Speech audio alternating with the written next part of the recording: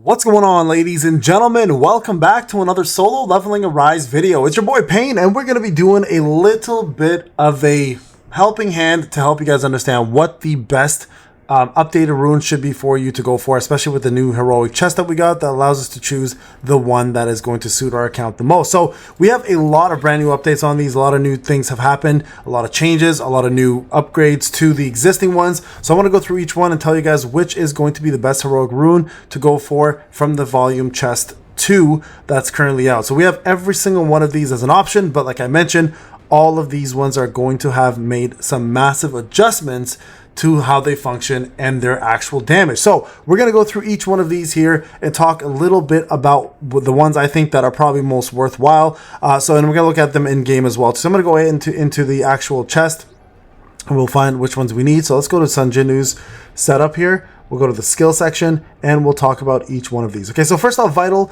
you guys can see there's a couple of them that have changed. So first one, hone in. If you look for hone in right here, it's that one right there. So this one, it does more damage to bosses essentially, but there's really nothing like good about it outside of just raw damage. So you guys can see already the damage increase has in fact already been applied. So 1227. So you guys can see 1227 is, I don't even know why this is. Oh, it's because the skill went up. That's right. So that makes more sense. But that's normally what it is. On point, on the other hand, does actually have some benefit. It does provide you a shield. So I think there's better options to this. So I would not bother going for these ones unless you're missing them and this is all you can get, just to get yourself another bonus. Now remember though, if you do pick a duplicate, you have the option to also get yourself a legendary chance at one of these if you do craft, or sorry, fuse them in this case. So these two I think are going to be like fairly easy to miss out on.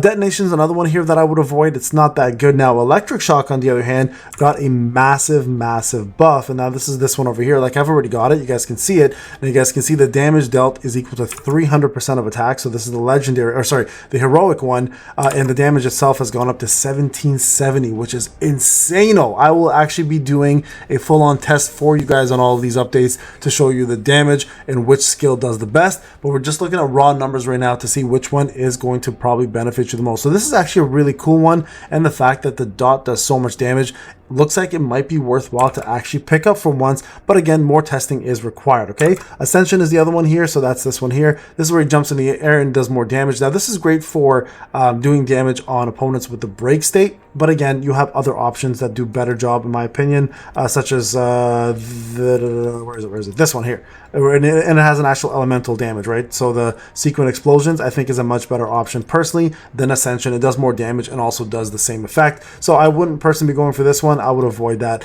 And then bombardment here does get a pretty damn good increase in damage. The skill damage dealt is increased by 30% against enemies that are knocked down though, so this, you kind of need to combine this with the effect of knockdown. And remember, anything that has super armor will not be knocked down, so that's kind of the limitation. So really the only one here I would even consider going for is electric shock, and that one is because of the damage dealt to the single target with the electric shock buff as well as the damage that it does. So that's not a bad one. Full moon wheel, just so you guys are aware, I'm not a fan of it personally. This one over here, it does do more damage to normal monsters, so this is great for BOT, but that's really as far as I think it goes. Personally, not a fan of it. I wouldn't consider it. That's just my take on that one, so avoid that one. Black hole is always a great option, but black hole really is a CC. It's not really meant to do much damage, so this is another one I would skip personally and just go with the rare one if you have it. Okay, so that's going to be good enough. Enlightened break on the other hand is actually pretty good, so let me go to the enlightened break. It's right over here.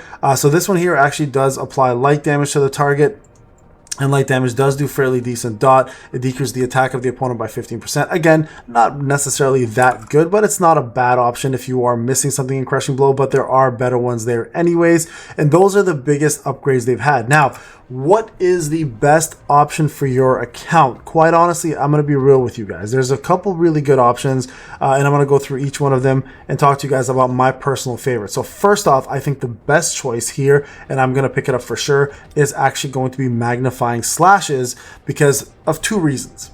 Number one, dark. right? The hardest hitting dark move we have in the game, allows you to cast it 3 times. You can recover MP.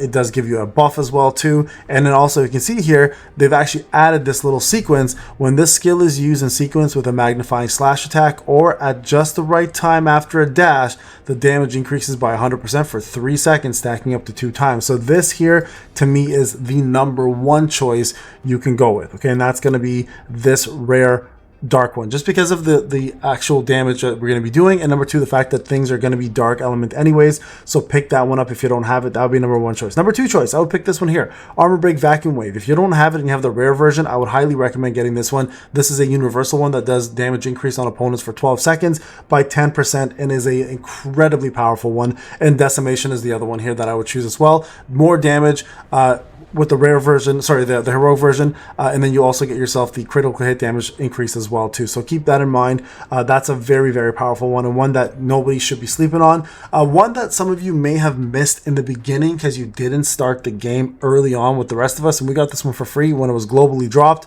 in 7 days, which is the Earth Shock. I still think this is one of the best heavy hitting, heavy break light ones that do really well. It also increases your critical hit damage by 30%. It's a much faster cast than the detonation option here, or decimation option here, which you usually have to hold down to get the full effect of it. So that's another really good option. And then there's also going to be crosshairs here, which I'm a big fan of as well too. And I believe they also increased Reap. Now Reap does insane damage now in comparison to what it did before. So it's one of these newer effects that you may want to consider. So this one here now deals, oh sorry, let me go back to these notes for a sec, just so you guys are aware.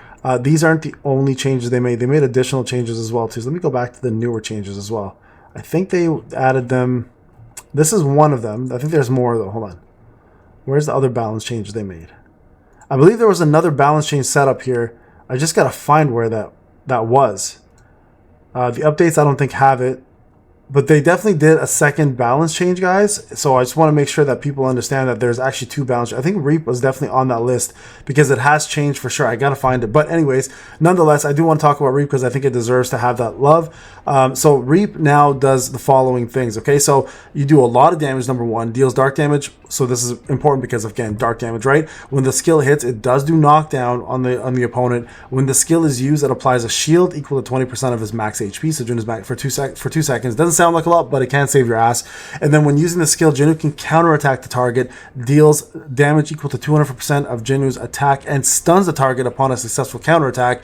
Activates the reset and cooldown of Shadow Step upon a successful counterattack. So if you're very good at countering, guys, this is a very, very, very powerful skill and one that you should not be sleeping on. And then the last one I would suggest here is going to be Sunder, which is Undercutting Rush, which again is another dark skill. Sunder has insane DPS. You become invincible when you do this skill, and when the skill is used, you increase your critical hit rate by 10% for 12 seconds. These are all extremely, extremely powerful skills. So the order I would go in, to be quite honest, would be this over here, Magnifying Slash is #1, just because of the insane DPS it does.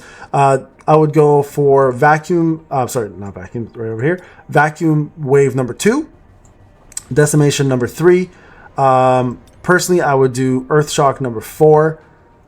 #5 would be Reap. And then #6 would be Sunder. Those are the order of setups I would go for in regards to this. I really am curious about Electric Shock. I want to try it. I want to test it, but I don't feel comfortable yet until I see what damage this Electric Shock actually does.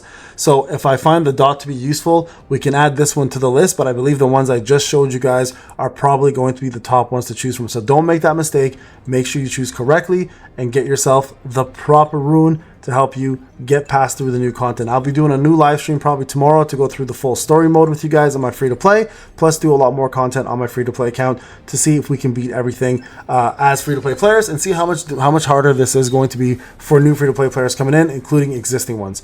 All right, guys, this is Payne. Thank you so much for watching. I'll see you guys in the next one. Take care.